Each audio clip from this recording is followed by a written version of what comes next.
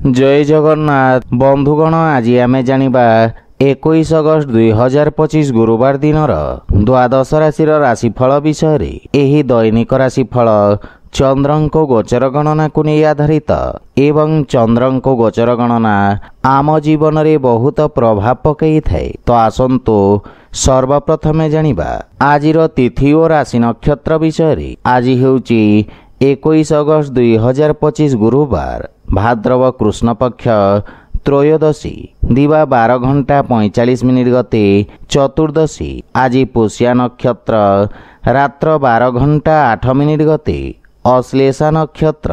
आज कर्कट चंद्र अहोरात्र। आजिर पर्वोत्सव शिव चतुर्दशी उपवास और बेढ़ा परिक्रमा। आजिर शुभ बेला प्रातः 5 घंटा 34 रु 7 घंटा 16 पर्यंत। आजिर सूर्योदय प्रातः 5 घंटा 34। आजिर सूर्यास्त संध्या 6 घंटा 19। आज घात चंद्र नास्ति एवं तुला और कुंभ राशिर घातबार।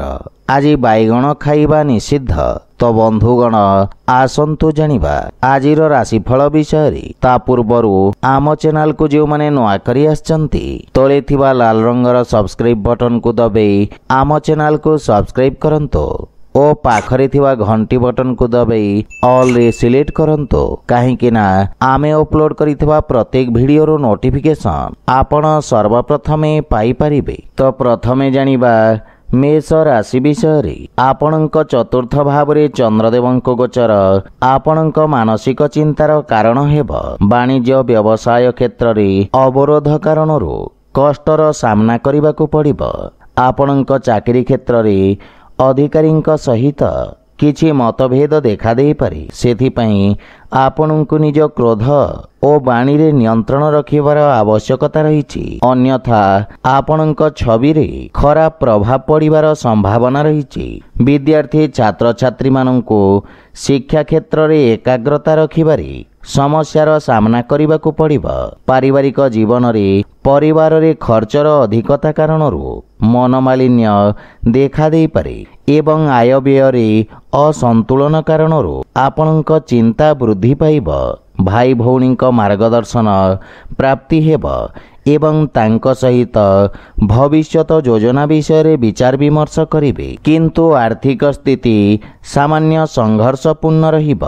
कौनसी प्रकार निवेशरू आपणकू दूरे रहिबा उचित एवं धन प्राप्ति पई धैर्य बजाय रखंतु। पेट संबंधित स्वास्थ्य समस्या आपणकू व्यथित करिब। सेथिपई खाद्यपेय प्रति सावधान रहंतु। आज आपण ओं श्री महालक्ष्मी नमः मंत्र जप करंतु शुभ फल पाइबे। वृष राशि आपणक राशि स्थानरू तृतीय भाव रे चंद्रदेवंक गोचर आपणक पराक्रम रे वृद्धि करिब। आपण निज बुद्धि बल एवं कौशल बल रे शत्रु को पराजित करिवे। चिकित्सा क्षेत्र जड़ित व्यक्तिंक ख्यातिर विस्तार हेब। राजकीय कर्मचारी मानक पई दिनटी व्यस्तता बहुल रहिब। नुआ दायित्व भार सहित स्थानांतरणर मध्य संभावना रहिछि एवं पारिवारिक जीवन रे भाई भौणीक सहयोगरू अटकीथिबा कार्य रे गति आसिब। विदेश स्रोतरू सुखद समाचार पाई प्रसन्नता अनुभव करिवे एवं पारिवारिक जीवन मध्य सुखमय रहिब। संतान पक्षरु सुखद समाचार प्राप्ति हेब।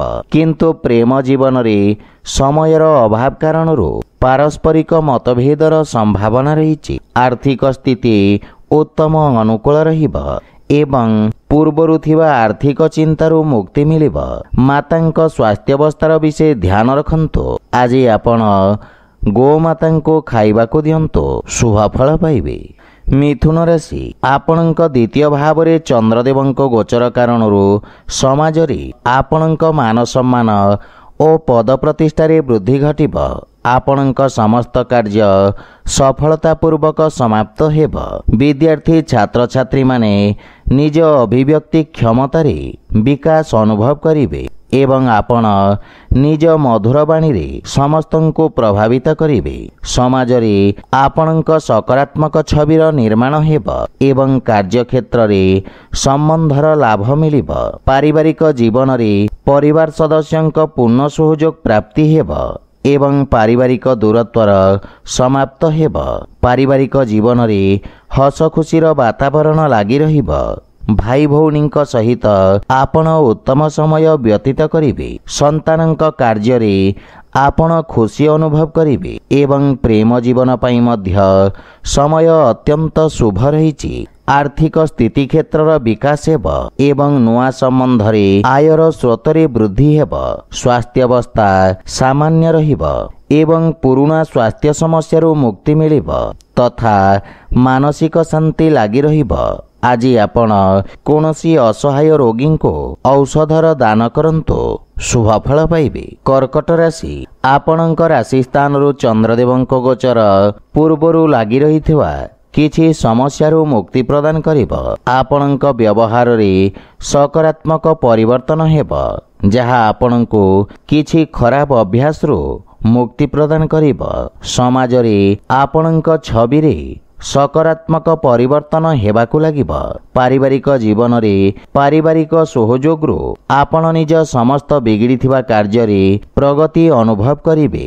ଅଜା, ଆଈ ତଥା କୌଣସି ବୃଦ୍ଧ ବ୍ୟକ୍ତିଙ୍କ ସହାୟତାର ଅବସର ଆପଣଙ୍କୁ ମାନସିକ ଶାନ୍ତି ବା ପ୍ରସନ୍ନତାର ଅନୁଭବ କରାଇବ। ପରିବାର ସଦସ୍ୟଙ୍କ ସମ୍ବନ୍ଧରେ ପରସ୍ପର ସହଯୋଗ ଓ ପ୍ରେମ ଭାବ ରହିବ, କିନ୍ତୁ ଆପଣ ନିଜ ଅହଙ୍କାର ପ୍ରବୃତ୍ତିର ତ୍ୟାଗ କରନ୍ତୁ। ଆର୍ଥିକ ସ୍ଥିତିରେ ପୂର୍ବରୁ ଲାଗି ରହିଥିବା ଆର୍ଥିକ ସମସ୍ୟାରୁ ମୁକ୍ତି ମିଳିବ, କିନ୍ତୁ ଅନାବଶ୍ୟକ ଖର୍ଚ୍ଚରେ ନିୟନ୍ତ୍ରଣର ନିତ୍ୟାନ୍ତ ଆବଶ୍ୟକ ରହିଛି। ସ୍ୱାସ୍ଥ୍ୟାବସ୍ଥାରେ ମାନସିକ ଶାନ୍ତି ଏବଂ ଏକ ନୂଆ ଉତ୍ସାହର ଅନୁଭବ କରିବେ। ଆଜି ଆପଣ ଅସହାୟ ବ୍ୟକ୍ତିଙ୍କୁ ସାହାଯ୍ୟ କରନ୍ତୁ, ଶୁଭ ଫଳ ପାଇବେ। ସିଂହ ରାଶି, ଆପଣଙ୍କ ଦ୍ୱାଦଶ ଭାବରେ ଚନ୍ଦ୍ରଦେବଙ୍କ ଗୋଚର ଆପଣଙ୍କୁ ଆର୍ଥିକ ରୂପରେ କିଛି ସଂଘର୍ଷ କରିବାକୁ ପଡ଼ିବ। ବୁଝି ବିଚାରି କରାଯାଇଥିବା ନିବେଶ ଆପଣଙ୍କ ଲମ୍ବା ଅବଧିର କାରଣ ହେବ। ସାମାଜିକ କଲ୍ୟାଣକାରୀ କାର୍ଯ୍ୟରେ ଆପଣ ପ୍ରସନ୍ନତା ସହିତ ସହଯୋଗ କରିବେ, କିନ୍ତୁ ଆପଣଙ୍କ ବାଣୀ ଓ କ୍ରୋଧରେ ନିୟନ୍ତ୍ରଣ ରଖିବାର ନିତ୍ୟାନ୍ତ ଆବଶ୍ୟକ ରହିଛି। ପାରିବାରିକ ଜୀବନରେ ଖର୍ଚ୍ଚର ଅଧିକତା ବାଦବିବାଦର କାରଣ ହେବ, ସେଥିପାଇଁ ଯେକୌଣସି ନିର୍ଣ୍ଣୟ ବୁଝି ବିଚାରି ନିଅନ୍ତୁ। ଧାର୍ମିକ ଆଧ୍ୟାତ୍ମିକ ପୂଜାପାଠ ପ୍ରତି ଆପଣଙ୍କ ରୁଚି ବଢ଼ିବ। ଗୃହ ପରିବାରର ସମସ୍ତ ସମସ୍ୟାର ସମାଧାନ ଧୈର୍ଯ୍ୟ ସହିତ କରିବାରେ ଆପଣ ସଫଳ ହେବେ ଏବଂ ପାରିବାରିକ ସୁଖ ସୁବିଧାରେ ଆପଣ ଖର୍ଚ୍ଚ କରିବେ। ଆର୍ଥିକ ସ୍ଥିତି କ୍ଷେତ୍ରରେ ଆର୍ଥିକ ପକ୍ଷ ମଜବୁତ ହେବାକୁ ଲାଗିବ, କିନ୍ତୁ ନିଜ ଖର୍ଚ୍ଚରେ ନିୟନ୍ତ୍ରଣ ବଜାୟ ରଖନ୍ତୁ। ସ୍ୱାସ୍ଥ୍ୟାବସ୍ଥାରେ ମାନସିକ ରୂପରେ ଭାବୁକ ଓ ସମ୍ବେଦନଶୀଳ ରହିବେ, କିନ୍ତୁ ପ୍ରାଣାୟାମ ଦ୍ୱାରା ଏକାଗ୍ରତା ତଥା ମାନସିକ ଦୃଢ଼ତାର ବିକାଶ ହେବ। ଆଜି ଆପଣ ସୂର୍ଯ୍ୟଦେବଙ୍କୁ ଜଳ ଅର୍ପଣ କରନ୍ତୁ, ଶୁଭ ଫଳ ପାଇବେ। କନ୍ୟା ରାଶି, ଆପଣଙ୍କ ଏକାଦଶ ଭାବରେ ଚନ୍ଦ୍ରଦେବଙ୍କ ଗୋଚର ଏପର୍ଯ୍ୟନ୍ତ କରିଥିବା ପରିଶ୍ରମର ଶୁଭ ପରିଣାମ ପ୍ରଦାନ କରିବ। ଆପଣଙ୍କ କାର୍ଯ୍ୟରେ ଯୋଜନା ଅନୁସାରେ ଗତି ଆସିବ ଏବଂ କୌଣସି ନୂଆ ବ୍ୟବସାୟର ପ୍ରାରମ୍ଭ କରିବା ପାଇଁ ସମୟ ଆପଣଙ୍କ ପାଇଁ ଅତ୍ୟନ୍ତ ଶୁଭ ରହିଛି ତଥା ଏହି ଅବଧି ଆପଣଙ୍କ କାର୍ଯ୍ୟକ୍ଷେତ୍ରରେ ଉତ୍ତମ ସକାରାତ୍ମକ ପରିଣାମ ପ୍ରଦାନ କରିବ। ସୋସିଆଲ ମିଡ଼ିଆରେ ଆପଣଙ୍କ ଖ୍ୟାତିରେ ବୃଦ୍ଧି ଘଟିବ ଏବଂ ପାରିବାରିକ ଜୀବନରେ ପାରିବାରିକ ସଦସ୍ୟଙ୍କ ପୂର୍ଣ୍ଣ ସମର୍ଥନ ଆପଣଙ୍କୁ ପ୍ରାପ୍ତି ହେବ। ପିତାଙ୍କ ପକ୍ଷରୁ ସହଯୋଗ ଓ ମାର୍ଗଦର୍ଶନ ମିଳିବ ତଥା ପିତାଙ୍କ ଆଶୀର୍ବାଦରୁ ଆପଣଙ୍କ ଉଜ୍ଜଳ ଭବିଷ୍ୟତର ମାର୍ଗ ପ୍ରଶସ୍ତ ହେବ। କୌଣସି ପ୍ରକାର ମହତ୍ୱପୂର୍ଣ୍ଣ ନିର୍ଣ୍ଣୟରେ ପରିବାର ସଦସ୍ୟଙ୍କ ପରାମର୍ଶ ଅବଶ୍ୟ ନିଅନ୍ତୁ ଏବଂ ପ୍ରେମ ଜୀବନରେ ନବୀନତା ଓ ମଧୁରତାର ସଞ୍ଚାର ହେବ। ଆର୍ଥିକ ସ୍ଥିତି କ୍ଷେତ୍ରରେ ଲାଭର ସ୍ଥିତି ଉତ୍ତମ ଓ ସୁଦୃଢ଼ ହେବାକୁ ଲାଗିବ। ଆପଣଙ୍କ ସ୍ୱାସ୍ଥ୍ୟାବସ୍ଥା ଉତ୍ତମ ଅନୁକୂଳ ରହିବ। ପ୍ରାଣାୟାମ ତଥା ଯୋଗାଭ୍ୟାସରୁ ଏକାଗ୍ରତା ବା ନିର୍ଣ୍ଣୟ ନେବା କ୍ଷମତାର ବିକାଶ ହେବ। ଆଜି ଆପଣ ଭଗବାନ ଗଣେଶଙ୍କୁ ଦୁବ ଅର୍ପଣ କରନ୍ତୁ, ଶୁଭ ଫଳ ପାଇବେ। ତୁଳା ରାଶି, ଆପଣଙ୍କ ରାଶି ସ୍ଥାନରୁ ଦଶମ ଭାବରେ ଚନ୍ଦ୍ରଦେବଙ୍କ ଗୋଚର ଆପଣଙ୍କ କାର୍ଯ୍ୟକ୍ଷେତ୍ରରେ ଯୋଜନାବଦ୍ଧ ଭାବରେ କିଛି ରଚନାତ୍ମକ ପରିବର୍ତ୍ତନ କରିବା ପାଇଁ ପ୍ରେରିତ କରିବ ଏବଂ ନୂଆ ପରିଯୋଜନାର ପ୍ରାରମ୍ଭ କରିବେ। ଆପଣ ନିଜ ବାଣିଜ୍ୟ ବ୍ୟବସାୟକୁ ଏକ ନୂଆ ଦିଗ ଦେବାରେ ସକ୍ଷମ ହେବେ ଏବଂ ଭାଗ୍ୟ ପୂର୍ଣ୍ଣ ଭାବରେ ଆପଣଙ୍କ ସହିତ ରହିବ।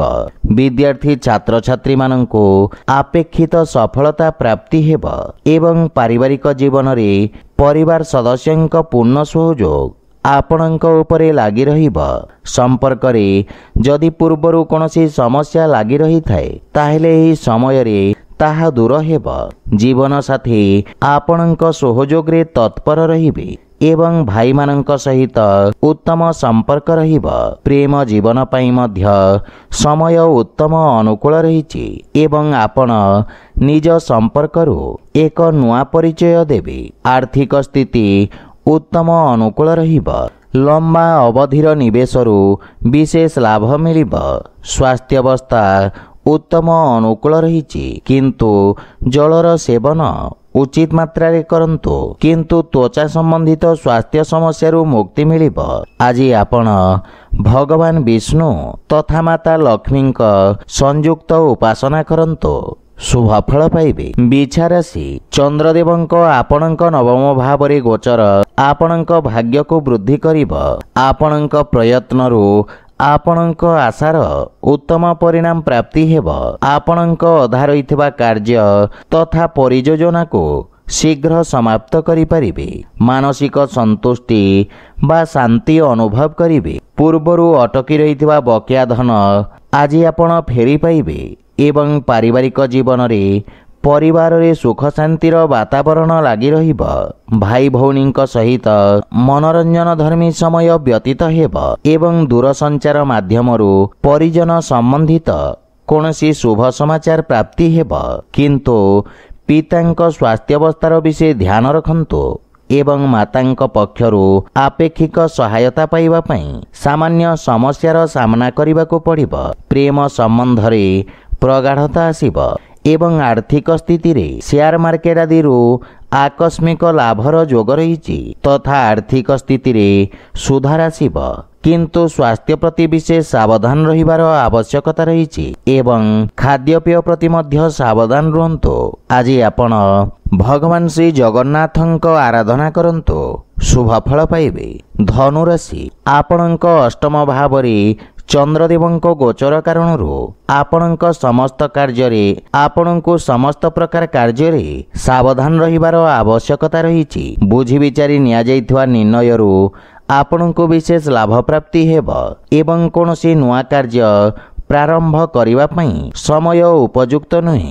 ବିଦ୍ୟାର୍ଥୀ ଛାତ୍ରଛାତ୍ରୀମାନଙ୍କୁ ଏକାଗ୍ରତା ବଜାୟ ରଖିବା ପାଇଁ ଅଧିକ ପରିଶ୍ରମ କରିବାକୁ ପଡ଼ିବ। ପାରିବାରିକ ଜୀବନରେ ଜୀବନସାଥୀଙ୍କ ସ୍ୱାସ୍ଥ୍ୟ ସମ୍ବନ୍ଧିତ କିଛି ସମସ୍ୟା ଆପଣଙ୍କୁ ଚିନ୍ତିତ କରିବ। ପରିବାରରେ ମାତା ପିତାଙ୍କ ସହଯୋଗ ମିଳିବ ଏବଂ କିଛି ସମ୍ପତ୍ତି ସମ୍ବନ୍ଧିତ ବ୍ୟୟ ଆପଣଙ୍କୁ ଚିନ୍ତିତ କରିବ। ଭାଇ ଭଉଣୀଙ୍କ ସମ୍ବନ୍ଧରେ ସୁଧାର ଆସିବ। ପ୍ରେମ ସମ୍ବନ୍ଧ ପାଇଁ ସମୟ ବିଶେଷ ସହାୟକ ନୁହେଁ। ଧାର୍ମିକ ଆଧ୍ୟାତ୍ମିକ କାର୍ଯ୍ୟ ପ୍ରତି ଆପଣଙ୍କ ରୁଚି ବଢ଼ିବ ଏବଂ ଆର୍ଥିକ ସ୍ଥିତିରେ ଶିଥିଳତା ଦୂର ହେବ କିନ୍ତୁ ଆୟବ୍ୟୟରେ ସନ୍ତୁଳନ ରଖିବା କଷ୍ଟକର ହେବ ଏବଂ ଅନାବଶ୍ୟକ ଖର୍ଚ୍ଚରୁ ଆପଣଙ୍କୁ ଦୂରେଇ ରହିବା ଉଚିତ। ସ୍ୱାସ୍ଥ୍ୟାବସ୍ଥା ମଧ୍ୟମ ଧରଣର ରହିବ।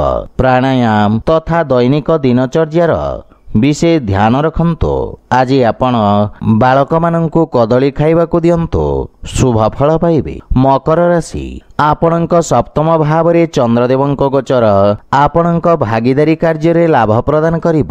ବ୍ୟବସାୟରେ ନୂଆ ନିବେଶ ମିଳିବାର ସମ୍ଭାବନା ରହିଛି ଏବଂ ସମାଜ କଲ୍ୟାଣକାରୀ କାର୍ଯ୍ୟରେ ଆପଣ ଉତ୍ସୁକତା ସହିତ ଭାଗ ନେବେ। ଆପଣଙ୍କ ମାନ ସମ୍ମାନ ଓ ପଦ ପ୍ରତିଷ୍ଠାରେ ବୃଦ୍ଧି ଘଟିବ। କାର୍ଯ୍ୟକ୍ଷେତ୍ରରେ ପୂର୍ଣ୍ଣ ଭାବରେ ସଫଳତା ମିଳିବ। ରାଜକୀୟ ପକ୍ଷରୁ ମଧ୍ୟ ପ୍ରୋତ୍ସାହନ ପ୍ରାପ୍ତି ହେବ ଏବଂ ରାଜନୈତିକ ବିସ୍ତାର ପାଇଁ ସମୟ ଅତ୍ୟନ୍ତ ଶୁଭ ରହିଛି। ପାରିବାରିକ ଜୀବନରେ ଜୀବନସାଥୀଙ୍କ ସହଯୋଗ କାର୍ଯ୍ୟକ୍ଷେତ୍ରରେ ବିଶେଷ ଲାଭଦାୟକ ସିଦ୍ଧ ହେବ। କୌଣସି ବଡ଼ ସମସ୍ୟାର ସମାଧାନ ଖୋଜିବାରେ ଆପଣ ସଫଳ ହେବେ। ଯଦି ଆପଣ ଅବିବାହିତ ତାହେଲେ ବିବାହ ସମ୍ବନ୍ଧିତ କିଛି ଶୁଭ ସମାଚାର ପ୍ରାପ୍ତି ହେବ। ପିତାଙ୍କ ସେବା କରି ଆପଣ ଆଶୀର୍ବାଦ ପାଇପାରିବେ। ବନ୍ଧୁମିତ୍ରଙ୍କ ପକ୍ଷରୁ ପୂର୍ଣ୍ଣ ସହଯୋଗ ମିଳିବ। ଏବଂ ଭାଇଙ୍କ ସହିତ କୌଣସି ନୂଆ କାର୍ଯ୍ୟ ଯୋଜନା ବିଷୟରେ ଚର୍ଚ୍ଚା କରିବେ। ଆର୍ଥିକ ସ୍ଥିତି କ୍ଷେତ୍ରରେ ସମୟ ଅନୁକୂଳ ରହିଛି ଏବଂ ଆୟର ନୂଆ ସ୍ରୋତର ବିକାଶ ହେବ। ଆପଣଙ୍କ ସ୍ୱାସ୍ଥ୍ୟାବସ୍ଥା ଉତ୍ତମ ଅନୁକୂଳ ରହିଛି। ବିଶେଷ ରୂପରେ ହୃଦୟ ସମ୍ବନ୍ଧିତ ରୋଗୀ ସ୍ୱାସ୍ଥ୍ୟାବସ୍ଥାର ଧ୍ୟାନ ରଖନ୍ତୁ। ଆଜି ଆପଣ ହନୁମାନ ଚାଳିଶା ପାଠ କରନ୍ତୁ, ଶୁଭ ଫଳ ପାଇବେ। କୁମ୍ଭ ରାଶି, ଆପଣଙ୍କ ଷଷ୍ଠ ଭାବରେ ଗୋଚରରତ ଚନ୍ଦ୍ରଦେବ ଆପଣଙ୍କ ଶତ୍ରୁଙ୍କୁ ଦମନ କରିବେ। ଲମ୍ବା ସମୟରୁ ଚାଲି ଆସୁଥିବା ଆପଣଙ୍କ ସମସ୍ୟା ସମାପ୍ତ ହେବାର ସମ୍ଭାବନା ରହିଛି। ଆପଣ ନିଜ କାର୍ଯ୍ୟକ୍ଷେତ୍ରରେ ନିଜକୁ ସମର୍ଥ ତଥା ଊର୍ଜାବାନ ଅନୁଭବ କରିବେ ଏବଂ କାର୍ଯ୍ୟକ୍ଷେତ୍ରରେ ପଦୋନ୍ନତିର ପ୍ରବଳ ଯୋଗ ରହିଛି। ବିଦ୍ୟାର୍ଥୀ ଛାତ୍ରଛାତ୍ରୀମାନଙ୍କ ପାଇଁ ସମୟ ଫଳଦାୟକ ରହିଛି ତଥା ଆପଣ ପରିଶ୍ରମ କରି ସଫଳତା ଅର୍ଜନ କରିବେ। ଦୂର ସଞ୍ଚାର ସାଧନରୁ କୌଣସି ଶୁଭ ସମାଚାର ପ୍ରାପ୍ତି ହେବ, ଯାହାଫଳରେ ଆପଣ ପ୍ରସନ୍ନତା ଅନୁଭବ କରିବେ। ପାରିବାରିକ ଜୀବନରେ ସନ୍ତାନ ପକ୍ଷରୁ ସୁଖଦ ଅନୁଭୂତି ମିଳିବ। ଜୀବନସାଥୀଙ୍କ ସମ୍ପର୍କରେ ପ୍ରଗାଢ଼ତା ଆସିବ ଏବଂ ପାରିବାରିକ ବାତାବରଣ ସୁଖମୟ ରହିବ ତଥା ଆପଣ ଆର୍ଥିକ କ୍ଷେତ୍ରରେ ଭବିଷ୍ୟତକୁ ନେଇ ସାମାନ୍ୟ ଚିନ୍ତିତ ରହିବେ। ଭାଇ ଭଉଣୀଙ୍କ ପକ୍ଷରୁ ପୂର୍ଣ୍ଣ ସହଯୋଗ ମିଳିବ ଏବଂ ପ୍ରେମ ଜୀବନ ପାଇଁ ସମୟ ଶୁଭ ରହିଛି। ଆର୍ଥିକ ସ୍ଥିତିରେ ସୁଧାର ଆସିବ ଏବଂ ଛୋଟିଆ ଋଣ ଭାରରୁ ମୁକ୍ତି ମିଳିବ। ମାନସିକ ଚିନ୍ତା କାରଣରୁ ଆପଣ ଶାରୀରିକ ଦୁର୍ବଳତା ଅନୁଭବ କରିବେ। ଆଜି ଆପଣ ହନୁମାନ ଷ୍ଟକ ପାଠ କରନ୍ତୁ, ଶୁଭ ଫଳ ପାଇବେ। ମୀନ ରାଶି, ଆପଣଙ୍କ ରାଶି ସ୍ଥାନରୁ ପଞ୍ଚମ ଭାବରେ ଚନ୍ଦ୍ରଦେବଙ୍କ ଗୋଚର ବିଦ୍ୟାର୍ଥୀ ଛାତ୍ରଛାତ୍ରୀମାନଙ୍କ ପାଇଁ ବିଶେଷ ମହତ୍ତ୍ୱପୂର୍ଣ୍ଣ ରହିବ। ଆପଣଙ୍କ ଆତ୍ମବିଶ୍ୱାସରେ ବୃଦ୍ଧି ଘଟିବ। ରୋଜଗାର ତଥା ବ୍ୟବସାୟ କ୍ଷେତ୍ରରେ ବାଧାବିଘ୍ନ ଦୂର ହେବା ସହିତ ସ୍ଥିତି ସାମାନ୍ୟ ରହିବ। ଏହା ବ୍ୟତୀତ କୌଣସି ଛୋଟ ଯାତ୍ରାର ମଧ୍ୟ ଯୋଗ ରହିଛି। ରାଜନୀତି କ୍ଷେତ୍ରରେ ପ୍ରୟାସରତ ବ୍ୟକ୍ତିଙ୍କୁ ଆଶାନୁରୂପ ସଫଳତା ପ୍ରାପ୍ତି ହେବ। ଆପଣଙ୍କ ପ୍ରଭାବ କ୍ଷେତ୍ରର ବିସ୍ତାର ହେବ। ପାରିବାରିକ ଜୀବନରେ ସନ୍ତାନ ପକ୍ଷ ନିଜ କାର୍ଯ୍ୟକ୍ଷେତ୍ରରେ ସଫଳତା ଅର୍ଜନ କରିବେ ଏବଂ ଶୁଭ ସମାଚାର ପ୍ରାପ୍ତି ହେବ। ପରିବାରର ସହଯୋଗରୁ ଆପଣ କୌଣସି ପରିଯୋଜନାର ପ୍ରାରମ୍ଭ କରିବେ। ମାତାଙ୍କ ସମ୍ପର୍କରେ ଘନିଷ୍ଠତା ଆସିବ। ଜୀବନସାଥୀଙ୍କ କାର୍ଯ୍ୟକ୍ଷେତ୍ରରେ ଉନ୍ନତିର ସମ୍ଭାବନା ରହିଛି ଏବଂ ପରିବାରରେ କୌଣସି ନୂଆ ସଦସ୍ୟଙ୍କ ଆସିବାରୁ ବାତାବରଣ ଆନନ୍ଦମୟ ରହିବ। ଆର୍ଥିକ ସ୍ଥିତିରେ ସୁଧାର ହେବ, କିନ୍ତୁ ବ୍ୟର୍ଥ ଖର୍ଚ୍ଚ କାରଣରୁ ଆର୍ଥିକ ସନ୍ତୁଳନ ଖରାପ ହୋଇପାରେ। ପରିବାରରେ କୌଣସି ସଦସ୍ୟଙ୍କ ସ୍ୱାସ୍ଥ୍ୟାବସ୍ଥାକୁ ନେଇ ଆପଣ ଚିନ୍ତିତ ରହିବେ, ସେଥିପାଇଁ ସ୍ୱାସ୍ଥ୍ୟ ନିୟମର ପାଳନ କରନ୍ତୁ। ଆଜି ଆପଣ ଗୋମାତାଙ୍କୁ ଖାଇବାକୁ ଦିଅନ୍ତୁ, ଶୁଭ ଫଳ ପାଇବେ। ତ ବନ୍ଧୁଗଣ, ଏହା ଥିଲା ଆଜିର ରାଶିଫଳ ବିଷୟରେ। ଯଦି ଭିଡ଼ିଓଟି ଆପଣମାନଙ୍କୁ ଭଲ ଲାଗିଥାଏ, ଲାଇକ୍ ସେୟାର ଓ କମେଣ୍ଟ କରି ଜଣାନ୍ତୁ ଏବଂ ଆମ ଚ୍ୟାନେଲକୁ ସବସ୍କ୍ରାଇବ୍ କରନ୍ତୁ। ଜୟ ଜଗନ୍ନାଥ।